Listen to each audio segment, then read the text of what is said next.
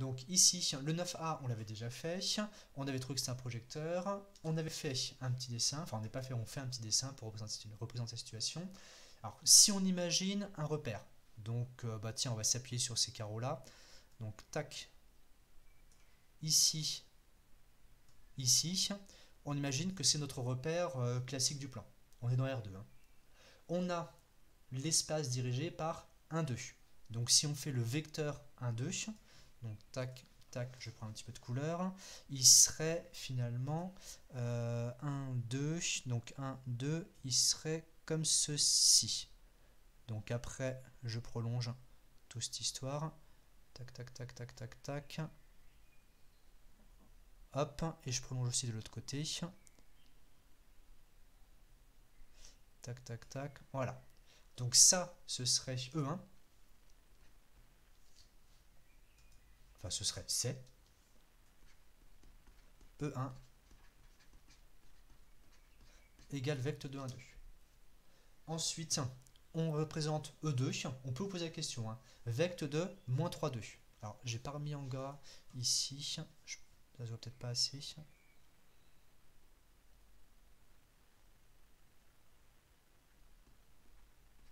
Ça, c'est le vecteur 1, 2. Et le vecteur, l'autre, c'est moins 3, 2. 1, 2, 3 vers le haut. Donc lui, il est comme ceci. Là. Donc lui, c'est le vecteur moins 3, 2. Conséquence, le deuxième sous-espace. Alors pareil, je vais mettre... Oula. Si je prends pas la règle, ça va pas aller. Il serait comme ceci, approximativement. Et de l'autre côté, approximativement comme ceci. On est bon? Ouais, ça a l'air à peu près bon. Donc lui, ce serait... Enfin, c'est E2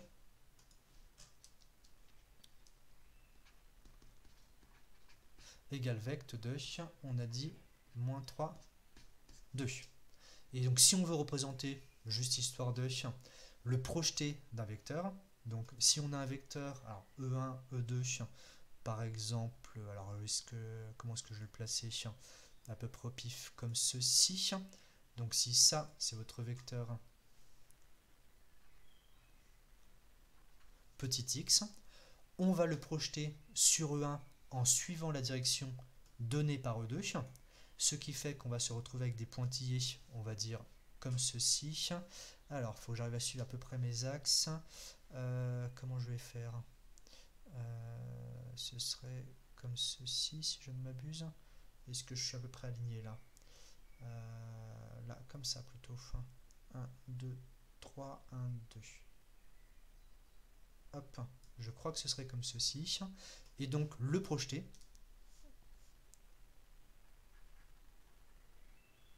Alors, il y a plusieurs couleurs qui s'empilent. J'espère que ce sera à peu près visible quand même.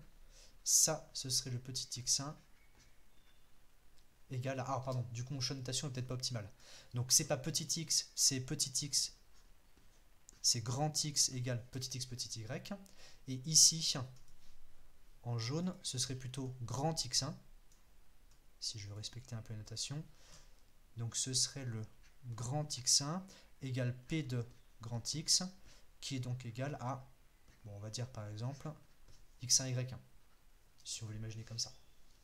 Et c'est-à-dire égal à le truc au-dessus, 1/8 de 2x plus 3y, 4x plus 6y. Est-ce que vous voyez à peu près quelque chose sur ce schéma?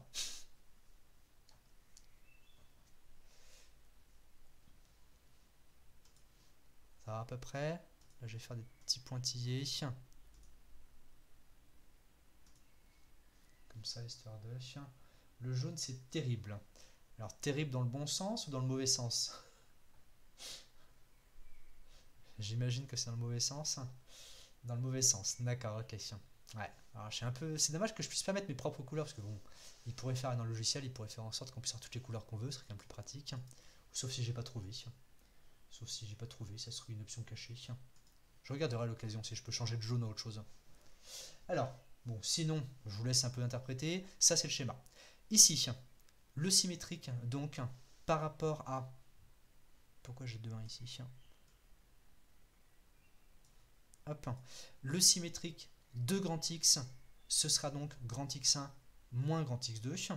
Schématiquement, alors je ne vais pas vous faire le X2 qui serait à peu près par ici, mais schématiquement, on se retrouverait avec, je vais reprendre du coup le vert, ce sera peut-être plus pratique. Alors j'essaie de faire un truc à peu près symétrique. Donc si lui, il est comme ça, ça ferait un truc comme ceci. Est-ce que là, ça a l'air cohérent? Ouais, ça serait un truc comme ceci. Donc ici, ce serait S de X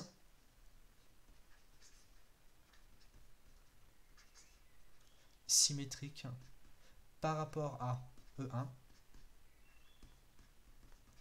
parallèlement à E2. Bon, ce schéma, il est fait. Maintenant, je prends ma gomme, j'efface en bas parce que j'ai pris trop d'espace. Et on va écrire finalement la réponse proprement dite à la question. Bah, tout simplement, c'est d'après le cours. Petit s est égal à 2p moins identité. Donc, on poursuit quand même le calcul. Alors, petit s, vu que là, on va utiliser les deux, peut-être que là, on va mettre un S1 que je vais reporter ici aussi au-dessus. Donc, S1, ce serait, pareil, on peut représenter P, c'est en fait égal à P1. Donc, si on fait le calcul, S1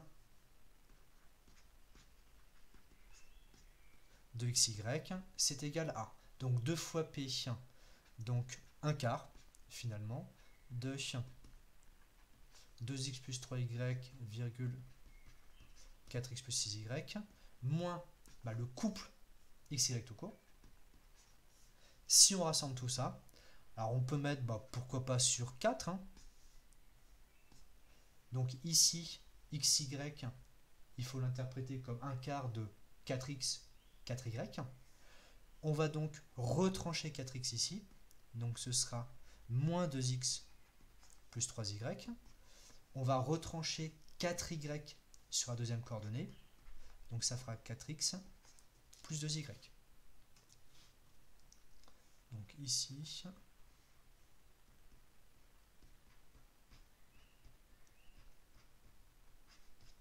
on l'interprète comme ceci. Et donc, conclusion, on a gagné.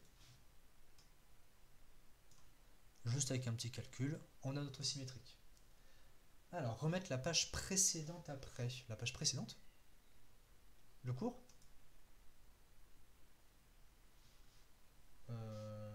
Quelle page précédente? Le PDF à côté? Ah non, d'accord, ok, c'est bon. Est-ce que c'est bon pour ce principe-là?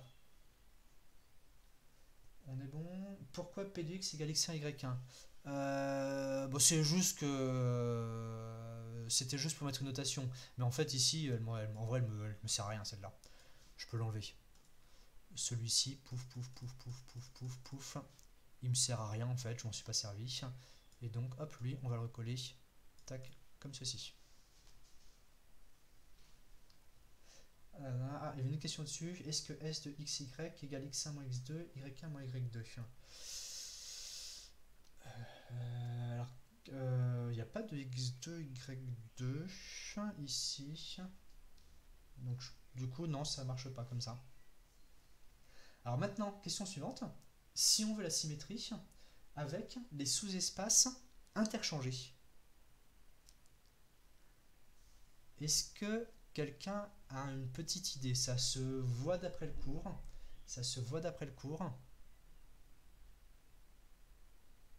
Ah, question. Comment c'est que x1 est égal à p de x? Ça, c'est la question petit a. Ça, c'est la question petit a. Au petit a, on a vu que p, donc cette application-là, p de grand X, c'était le projeter sur E1, parallèlement à E2. Donc ça, c'est la question petit a. Alors, on a cette symétrie par rapport à E1, parallèlement à E2. Et maintenant, si on veut l'autre, Alors, indication, je vais vous remettre le cours. Tac. Si vous reprenez un petit peu le cours, hop, vous remontez un petit peu là-dedans. Alors ici, effectivement, tout dans le cours, on écrit que la symétrie par rapport à E1, parallèlement à E2. Mais si vous vouliez faire le symétrique, par rapport à E2, parallèlement à E1, qu'est-ce que ça changerait ici? Je vous laisse mettre dans le chat. Qu'est-ce que ça changerait? On multiplie par moins 1, moins S, c'est l'opposé. Ça ferait x2 moins x1. Toutes ces réponses sont valables, effectivement. Ce serait le x1 qui serait changé en son opposé. Donc on aurait moins x1 plus x2. Et effectivement, conséquence, les deux symétries associées, en fait, elles sont opposées l'une de l'autre. Donc là, il faut le remarquer, ce petit truc-là. Mais une fois qu'on a remarqué ce petit truc-là, la réponse à la question est instantanée. On fait moins ce truc-là. Autre alternative. Vous auriez pu vous dire, ah oui, mais là, dans mon exercice, j'ai fait, je reprends le tableau un petit peu plus grand. Ici, pour avoir S1, en fait, j'ai fait 2 P1 moins identité. Donc si je veux le S2, je pourrais faire 2 P2 moins identité. Donc ça, alors non, ce serait pas 2P plus identité, ça c'est pas vrai. Ce serait 2P2 plus identité. Ce serait 2P2 moins identité, ça reste un moins. Et ensuite, peut-être que c'est pour après, vous avez fait le calcul derrière plus loin. Et ensuite, comment est-ce qu'on passe de P1 à P2? Alors très bonne question, effectivement le P2 on ne le connaît pas pour l'instant. Mais pareil, si vous relisez un petit peu le cours, bien dans les yeux, vous remontez sur les projecteurs, donc vous avez le paragraphe qui est ici, hop, voilà, là vous avez tout à l'écran. Regardez bien, et dites-moi où est-ce qu'on sait le lien entre P1 et P2. Alors petit c, alors le petit c, le fait que la composée soit 0, ça c'est pas le plus pratique à utiliser. En revanche, voilà, le petit b, juste au-dessus, la somme des deux fait identité. Parce que si P1 c'est P1 de x et x1, P2 de x et x2, la somme fait petit x. Donc on va écrire les deux variantes, et dans tous les cas, de toute façon, on sait que ça revient au même. Donc comme ça va me prendre un petit peu de recul par rapport au cours. Alors je vous remets, hop, celui-ci. Je vous mets, où est-ce qu'on est? Hop, comme ceci, donc comme ça vous avez le cours à côté. Alors, page suivante. Je vais peut-être enlever le fond là du coup. Je suis pas sûr que là il serve à grand chose, ça surcharge, ça n'enlève pas avant. Ah non, c'est bon, ça le laisse. Alors, pour P2, pour S2, symétrie. Par rapport à E2, parallèlement à E1. Ici, qu'est-ce qu'on va avoir? Deux variantes.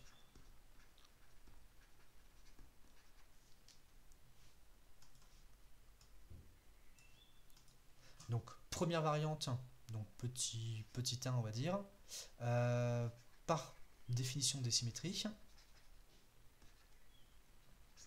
Oula, j'ai gribouillé.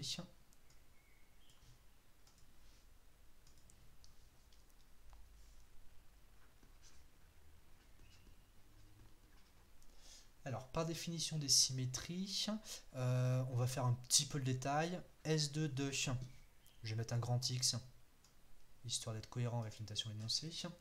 S2 de grand X est égal à moins X1 plus X2 égale moins S1 de grand X. Donc ça, attention, c'est bien vrai en général. Et donc, S2 de XY est égal à, je reprends la page précédente, et on va mettre des moins devant. Alors je fais un gros copier-coller, je m'en kikine pas. Hop, copier-coller.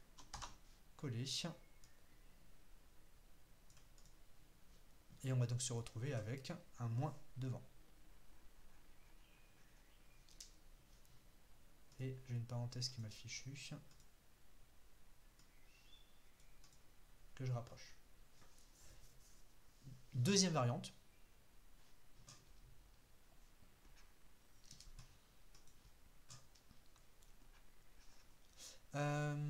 S2 est égal à 2 P2 moins identité, ou P2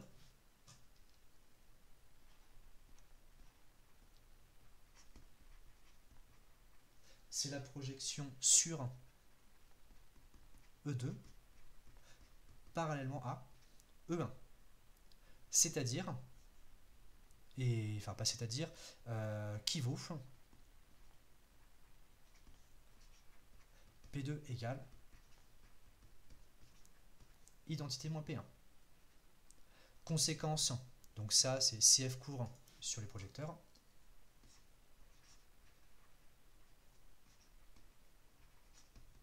Si on met après le calcul, on va se retrouver avec, alors effectivement on va compléter, alors 2P2 moins identité, c'est-à-dire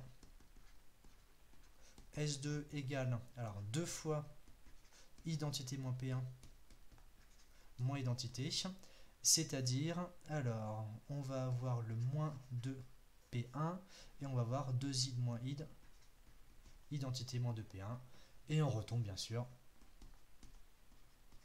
sur moins S1.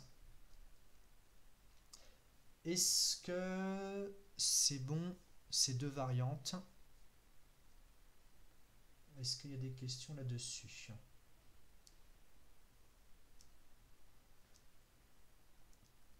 On est bon là-dessus?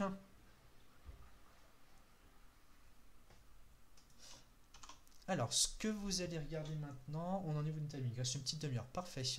Peut-être un autre truc de symétrie, qui est pas forcément, qui est pas méchant du tout, mais qui est assez intéressant. Alors, courant l'applicationnaire exercice, on est là. Tout simplement l'exercice 10 en dessous.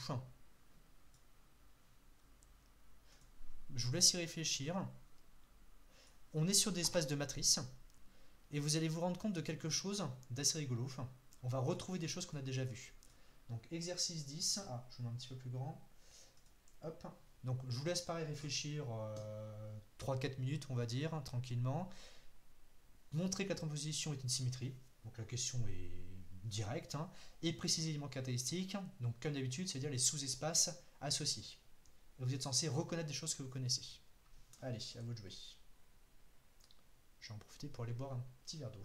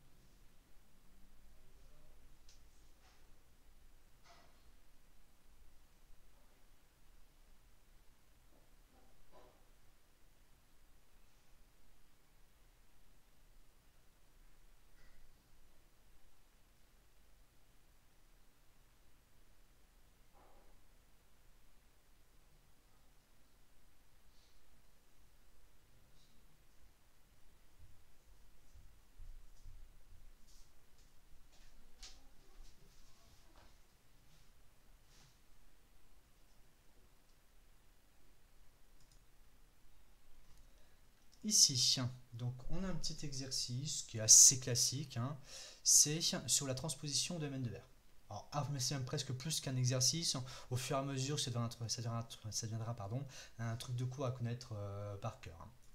Alors, la transposition, première chose, bon ça on le sait déjà, c'est une gentille application linéaire de domaine de R dans domaine de R. C'est donc un endomorphisme. Conséquence avec le cours, pour vérifier que c'est une symétrie, il suffit de vérifier que la transposée composée avec elle-même, ça devient l'identité. Donc on va poser quelques notations, on va faire cette petite vérification et ce sera gagné. Alors je repasse sur le tableau blanc. Tac, une petite page en plus, exercice 10.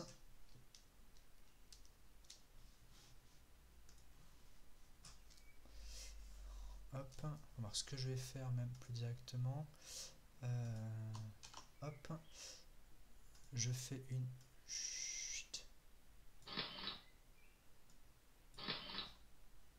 recapture et que je remets sur le tableau en haut de la page. Comme ça, vous avez l'exercice et je peux mettre directement le tableau en grand. Comme ça, c'est un petit peu plus grand. Alors, donc on était où? Hop, c'est pas ça que je voulais. C'est ça.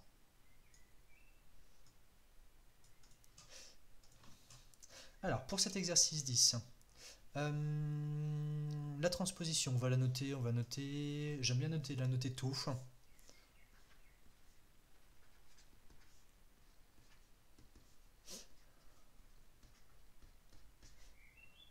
L'application qui va de Mn2R dans Mn2R. Qui a, est-ce qu'il y avait des notations précisées? Non. Une matrice grand A associe la transposée de grand A. Alors effectivement la transposition, ça découle de ce qu'on a des propriétés de la transposée. Vous pouvez directement dire que c'est linéaire. Qui est un endomorphisme de Mn2R. Donc ça, je note.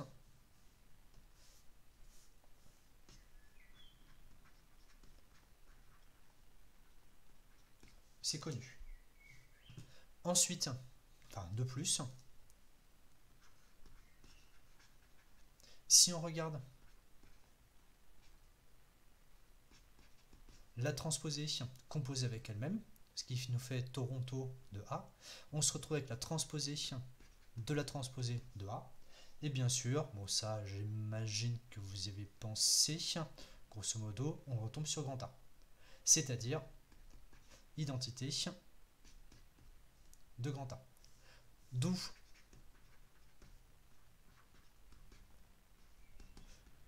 Toronto est égal à identité. Conséquence.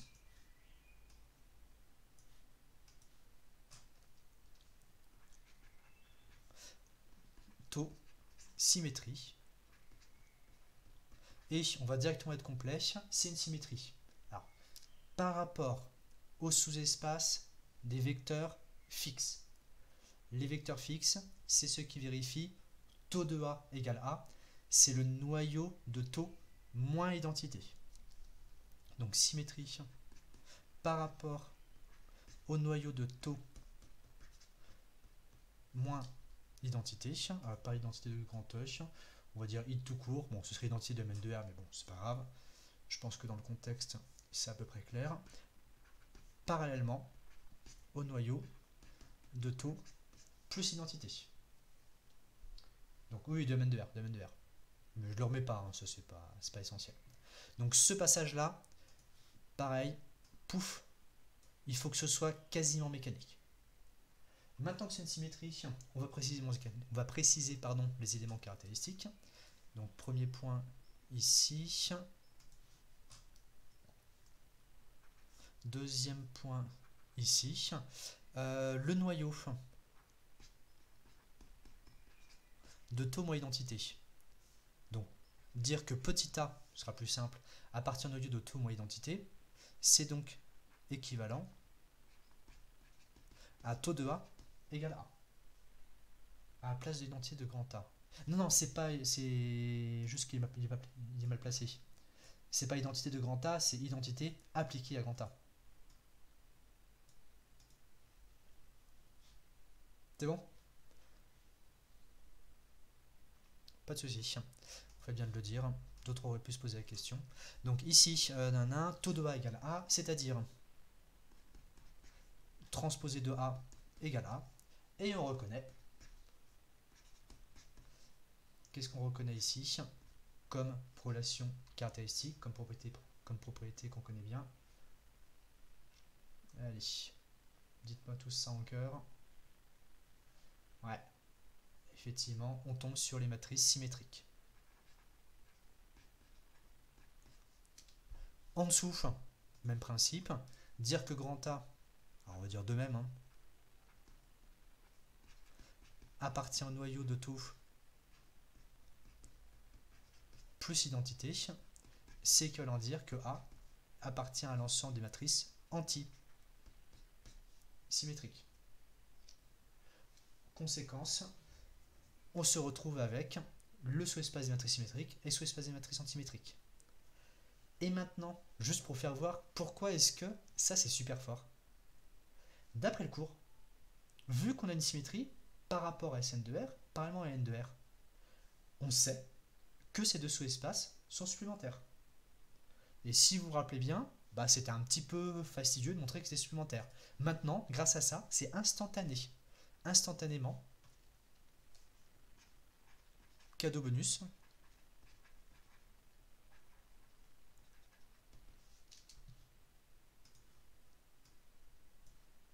on sait, je vais le mettre en majuscule, on sait donc que Sn2R et N2R sont supplémentaires.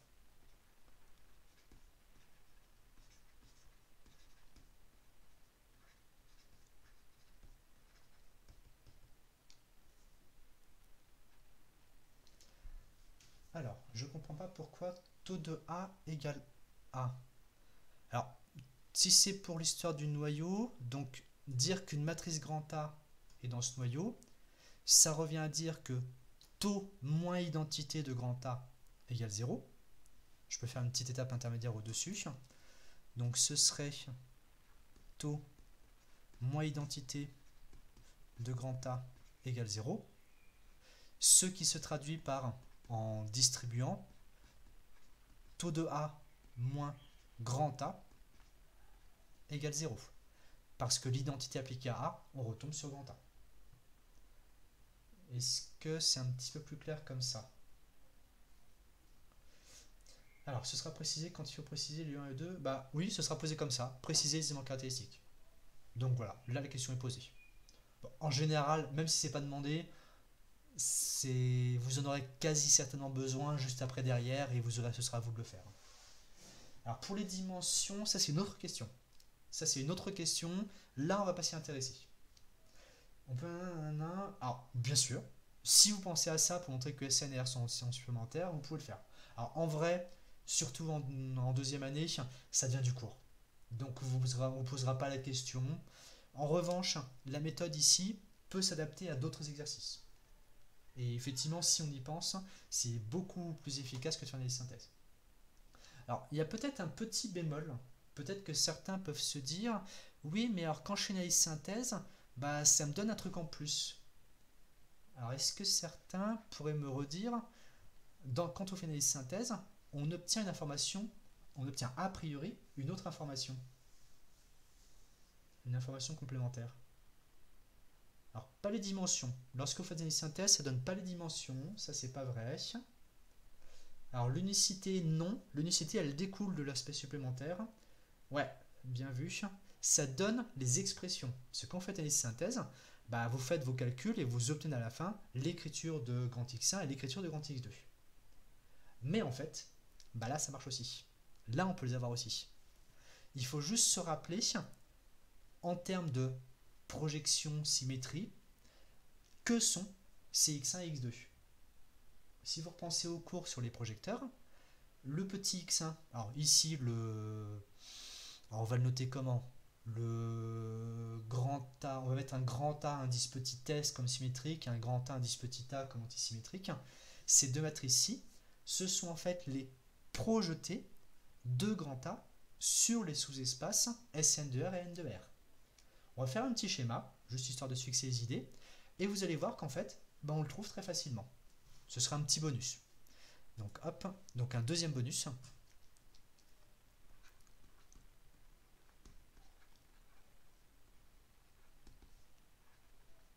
Expression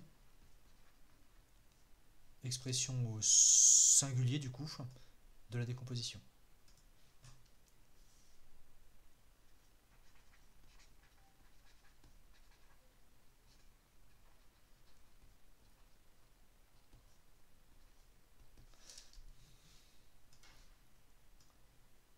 Hop là. Alors petit schéma. Alors c'est un schéma pur et dur. Hein. Donc là on va représenter SN2R et N2R par de droite. Hein. On se casse pas la binette. Pouf. Mais c'est pas grave, pour le schéma, ça suffit totalement à comprendre ce qui se passe. Donc ici, on va représenter Sn de grand R, et ici, An de grand R. On a une matrice qu'on représente par un vecteur, hop, schématiquement, comme ceci. Donc ça n'a pas l'air, mais c'est une matrice. Quelconque de Mn de R. Ensuite, ce qu'on a vu, c'est que sont symétriques. Alors je vais le remettre en vert aussi. Alors j'essaye comme d'hab de suivre à peu près la direction de l'inclinaison. Donc ce sera à peu près comme ceci. Oula. Hop. Donc tac, tac, comme ceci. Donc ce truc là, c'est taux de A égale transposé de A, symétrique par rapport à Sn de R, parallèlement à N de R. Donc ça, on reporte juste les informations qu'on a obtenues précédemment. Et une fois qu'on a ce grand A, les deux éléments qui nous intéressent, ce sont, alors à peu près ici,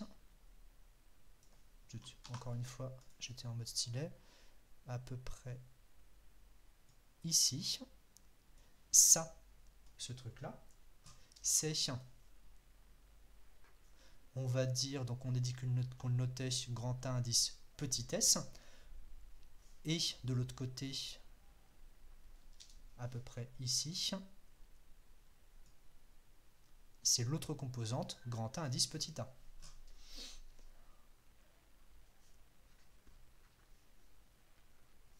Et grand A indice petit s, c'est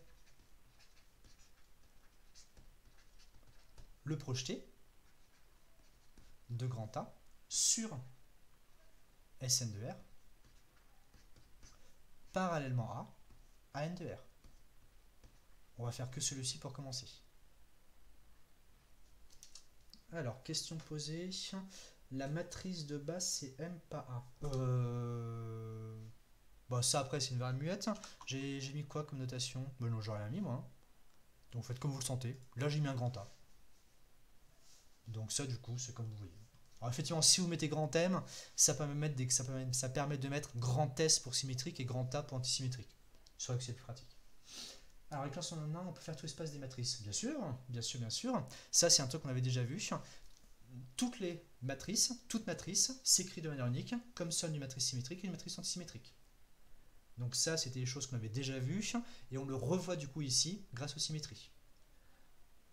Donc ce schéma, il correspond à la réalité.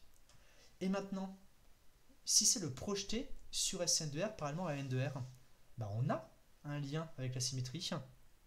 On a encore la fameuse relation qu'on a déjà utilisée tout à l'heure, S égale 2P moins identité. Alors c'est pas l'histoire d'opposer, c'est le S égale 2P moins identité. Donc ici,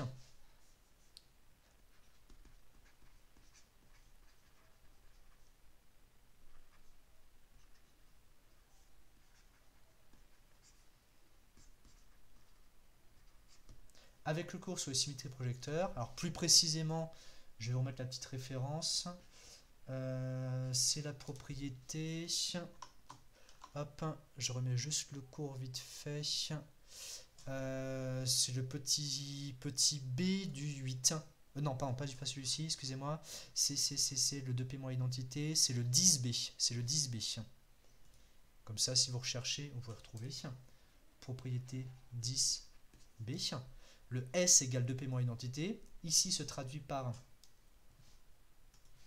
donc le symétrique, c'est-à-dire taux de A est égal à 2 fois AS moins identité, c'est-à-dire moins grand A. Donc je le mets en dessous, c'est le S égale 2P moins id, symboliquement appliqué à grand A. Donc ici, grand indice S, c'est le projeté de A sur Sn de R par le moins N de R. Conséquence, alors du coup je repars, j'aurais peut-être dû mettre ça ailleurs. Bon, c'est pas grave. Je vais repartir ici. Conclusion, je pars en bas. Transposé de A est égal à... non, excusez-moi, c'est notre sens.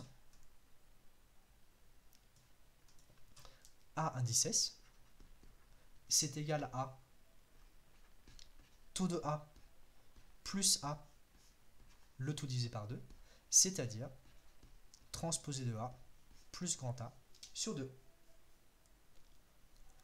Alors, comment est-ce qu'on sait que AS égale P? Alors, c'est pas AS, c'est plus précisément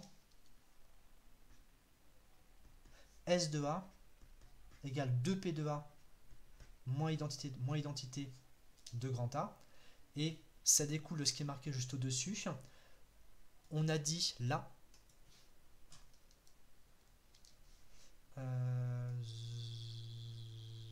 zoup, je mets une flèche comme ça symboliquement. On a dit ici, oula, c'est pas lui que je voulais, que AS c'était le projeté, patati patata. Donc on reporte ici, le P de A c'est bien AS. C'est à peu près bon cette histoire. Alors, je termine là-dessus et après je reprends la question qui vient d'être posée. Donc on se retrouve avec AS qui est le transposé de A plus A sur 2. Et si maintenant on veut grand A indice petit a. Autre relation qu'on a déjà utilisée juste avant sur les projecteurs, si on connaît un des projetés, l'autre projeté on le connaît, tout simplement parce que la somme fait l'identité. Comme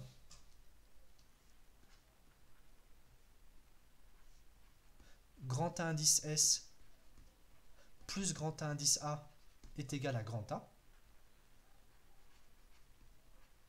on obtient grand A indice A, donc la composante antisymétrique, qui est égale à grand A moins A indice S, et on fait le petit calcul en mettant là-dessus, on va se retrouver avec A moins transposé de A sur 2.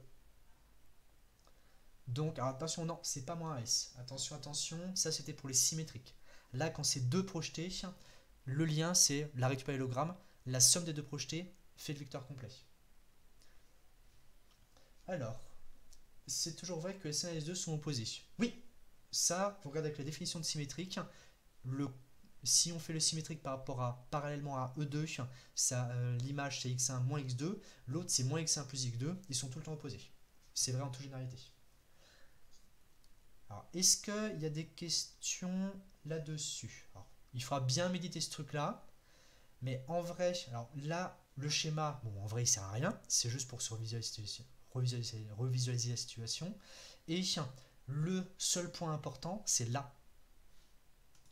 La seule formule qu'on a utilisée, c'est celle-ci, en disant, comme on a le projeté et le symétrique, on a une relation entre les deux. Et après, on fait un petit, je passe de l'autre côté, je divise par 2 pour retomber sur AS. Donc ça, c'est très efficace et ça marche dans toutes les situations. Dès que vous avez une symétrie, vous avez sous-espace supplémentaire et pour retrouver les deux composantes qui sont donc les deux projetées, on peut fonctionner comme ça. Si vous avez, version alternative, deux sous-espaces supplémentaires obtenus par une projection, bah, vous savez que vous avez un des projetés, l'autre, c'est en utilisant la relation qui est ici, que la somme des deux est censée faire le vecteur complet. Alors là, c'est avec la contexte de matrice, mais si avez-vous ces d'autres objets, ça marche aussi. Est-ce qu'il y a des petites questions rapides là-dessus? J'y viens pour les fonctions. Je voulais juste terminer pour les matrices.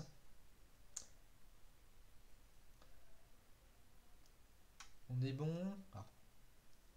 Tout ça à bien méditer. S'il y a des fonctions qui arrivent après, on pourra y revenir la prochaine fois. Alors, je repasse sur le PDF et je vous laisse lire attentivement l'exercice 11. Et du coup, ça répondra à la question qui a été posée. Si on considère l'ensemble des fonctions impaires et l'ensemble des fonctions paires, On peut, alors attention, ici c'est en termes de projection, mais on peut le faire aussi en termes de symétrie. On peut relier le fait qu'ils sont supplémentaires à une certaine projection. Alors le lien symétrique du coup, je vous laisserai deviner, mais si vous cherchez l'exercice 11, alors je ne vais pas vous le demander pour demain, il est un petit peu abstrait, je préfère vous demander autre chose de plus direct. Mais ici, on peut faire un lien entre projection et symétrie, et on peut faire un lien entre symétrie et fonction paire impair. Ça marche tout à fait. D'ailleurs, petite remarque au passage, si vous regardez ce qu'on a fait le petit calcul à droite, ici, ce A plus transposé de A sur 2, si vous vous rappelez bien, ça correspondait beaucoup à f de x plus f de moins x sur 2. On avait déjà croisé ce procès, on avait déjà fait cette petite remarque en disant ah oui tiens ça ressemble beaucoup à l'expression. Mais maintenant, ce A plus transposé de A sur 2, maintenant que vous savez que c'est en fait lié au lien entre symétrie et projecteur, le f de x plus f de moins x sur 2, bah finalement, il y a aussi un lien avec projecteur et symétrie. Donc il faut prendre un petit peu de recul par rapport à tout ça, c'est pas du tout instantané, hein, mais tout est lié. Tout est lié, et en fait depuis le début ça marche. C'est un lien avec la formule de l'air.